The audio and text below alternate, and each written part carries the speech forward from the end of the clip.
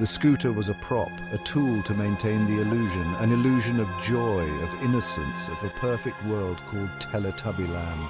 An illusion crafted for the children on the other side of the screen, children who would never know the truth that lurked behind Poe's painted smile. Laa-Laa, that's what they called it when the cameras were off. A name that suggested whimsy and delight, but the reality was far from it. A cruel joke, because there was no laughter here, no joy. The name was a facade, a mask to hide the grim truth. Only cold metal tables, blinding lights, and the echoing silence of their prison. The walls seemed to close in, suffocating any hope that dared to linger. Poe remembers the day she arrived. A small, frightened creature, snatched from her home and thrown into this nightmare. Her heart pounded in her chest as she was dragged through the sterile hallways. They called her Poe. They painted her fur a bright, cheerful red. A color meant to symbolize happiness, but it only served to mock her. They gave her the scooter, a small, seemingly innocent gift, but it was just another tool for their experiments. And then the experiments began. Day after day, she was subjected to their cruel tests. Laa-Laa wasn't a land of happiness, it was a laboratory, a place devoid of compassion, where the only sounds were the hum of machines and the occasional whimper of a creature in pain. A place where innocence was dissected, analyzed, and manipulated. The scientists wore masks of indifference, their eyes cold and calculating, where childhood dreams became twisted experiments, and they were the subjects. Each day they lost a piece of themselves, their spirits crushed under the weight of their suffering. The promise of Laa-Laa was a lie, a cruel deception that hid the true horrors within. Laa-Laa was the first to break. Her smile, once bright and genuine, had become a grotesque, permanent fixture. The scientists had tampered with her facial muscles, forcing her into an eternal state of happiness. Even in her sleep, the smile remained. A chilling, constant reminder of their torment, Poe as Poe. I remember Laa-Laa crying, silent tears streaming down her face, leaving clean tracks through the thick makeup. She never complained, never spoke of her pain, but her eyes, wide and haunted, told a different story. A story of a spirit crushed, a childhood stolen. Laa-Laa's suffering was a constant reminder. Resistance was futile. Tinky Winky, the largest of them, bore his pain in silence. His voice box had been removed early on, deemed unnecessary for the experiment. Tinky Winky, once a beacon of joy and laughter, now reduced to a mere shadow of his former self. The room, stark and white, seemed to amplify his suffering, each corner echoing the silence that enveloped him. His head hung low, shoulders slumped in defeat, a posture that spoke volumes of the torment he endured daily. The isolation was not just physical, but deeply emotional, a chasm that grew wider with each passing day. He communicated through gestures, his long limbs contorting in ways that sent shivers down Poe's spine. Each movement was a silent scream, a desperate attempt to convey the agony that words could no longer express. The gestures were not just a means of communication, but a testament to his resilience, a way to fight back against the silence imposed upon him. The sight of his contorted limbs, moving in eerie, almost unnatural ways, was a haunting reminder of the cruelty he faced.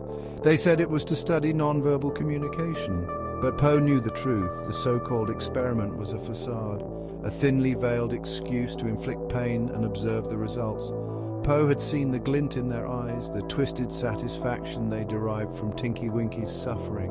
It was never about science or understanding. It was about control, about breaking the spirit of the strongest among them. They enjoyed his helplessness, his inability to cry out, to articulate the horrors inflicted upon him. The silence was their weapon, a tool to strip away his dignity and humanity. Each day they pushed him further, testing the limits of his endurance, reveling in the power they held over him. The room, once a place of safety, had become a prison, a place where his cries for help went unheard. Po, they enjoyed it. His helplessness, Po could see it in their eyes, the way they watched him with a mix of curiosity and malice. It was a game to them, a twisted form of entertainment.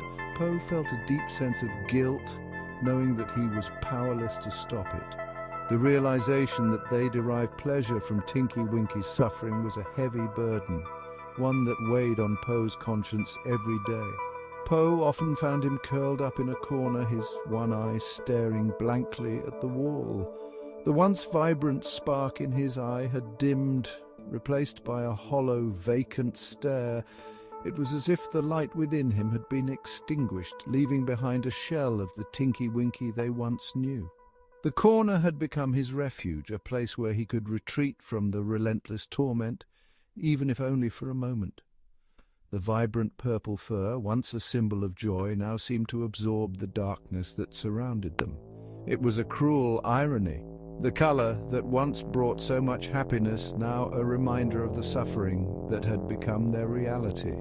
The fur, once soft and comforting, now felt like a shroud, a constant reminder of the pain that had become a part of their daily lives. His silence was the loudest scream in Po's nightmare. Each night Po was haunted by the image of Tinky Winky, his silent screams echoing in the darkness.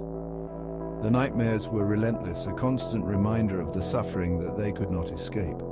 The silence, once a source of comfort, had become a prison, a place where their cries for help went unheard. In the end, it was the silence that spoke the loudest, a testament to the pain that words could never fully capture. Dipsy, with his bright green fur and cowprint hat, had always been the most energetic, the most childlike. His laughter was infectious, and his boundless energy seemed to light up even the darkest corners of our world. He was the heart and soul of our team, always the first to cheer us up when things got tough. His playful antics and innocent joy were a constant reminder of the simpler, happier times we once knew. But Laa-Laa had a way of stripping away innocence, of replacing it with a chilling emptiness. The once vibrant fields where we played were now desolate, echoing with the ghosts of our past laughter. The sky, once a brilliant blue, now seemed perpetually overcast, casting a somber shadow over everything. The change was palpable, and it affected us all, but none more so than Dipsy. For I watched as Dipsy's playful nature slowly eroded. He became withdrawn, his movements jerky and uncertain. The spark in his eyes dimmed, replaced by a haunted look that spoke of inner turmoil. It was as if the weight of the world had settled on his shoulders, crushing the spirit that once soared so freely. His laughter, once a constant, became a rare and hollow sound, devoid of the joy it once held. The experiments on his brain had left him confused, disoriented. They were meant to enhance our abilities, to make us better, stronger, but for Dipsy they had the opposite effect. He struggled to make sense of his thoughts, his mind a chaotic jumble of fragmented memories and distorted perceptions. The once clear and focused Dipsy was now a shadow of his former self, lost in a maze of confusion. His once bright eyes were now clouded with fear, his gaze darting around the room as if searching for an escape that didn't exist. The fear was palpable, a constant presence that gnawed at him day and night. He would flinch at the slightest sound, his body tense and ready to flee, but there was nowhere to go, no safe haven to be found. The world that once brought him joy was now a prison, and he was trapped within its walls. He would often speak of the outside world, of children playing in parks, of families laughing together. These memories, or perhaps fantasies, were his only solace. They were a reminder of a time when life was simple and carefree, a stark contrast to the harsh reality he now faced.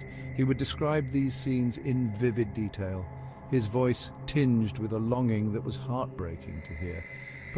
Memories perhaps, or maybe just fragments of a happiness he could no longer grasp. They were like pieces of a puzzle that no longer fit together, disjointed and incomplete. He would cling to these fragments, trying to piece them together in a desperate attempt to find some semblance of peace. But the more he tried, the more elusive they became, slipping through his fingers like sand. His descent into madness was slow, agonizing, and impossible to ignore. It was like watching a beautiful painting slowly being torn apart piece by piece. The vibrant colors faded, replaced by a dull, lifeless gray. The joy and laughter that once defined him were now distant echoes, overshadowed by the darkness that consumed him. It was a painful reminder of the fragility of the human mind, and the devastating impact of a world that had lost its innocence.